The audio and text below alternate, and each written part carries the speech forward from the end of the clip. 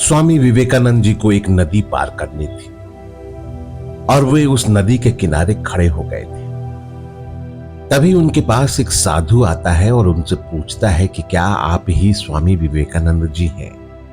उन्होंने जवाब दिया, हाँ मैं ही विवेकानंद हूं। तो साधु ने उनसे पूछा कि आप इस नदी के किनारे क्या कर रहे हो?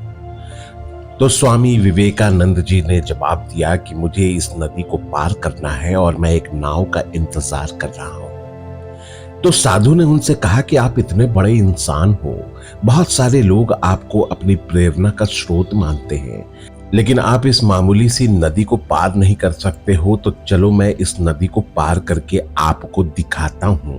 साधु ने उस नदी के पानी के ऊपर चलकर पार किया।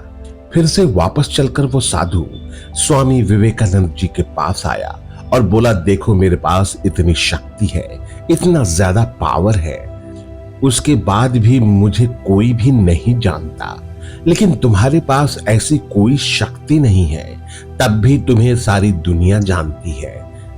ऐसा क्या है तुम्हारे अंदर जो तुमको सारी दुनिया जानती है और लोग तुम्हें अपनी प्रेरणा का स्रोत मानते हैं? तो स्वामी विवेकानंद जी ने उस साधु से मुस्कुराते हुए पूछा, तुम्हें इस विद्या को सीखने में कितना समय लगा? तो साधु ने जवाब दिया, 15 साल लगे। इतने में स्वामी जी की नाव आ गई और स्वामी विवेकानंद जी ने उसे अपने साथ नाव पे बिठाया और नदी पार की।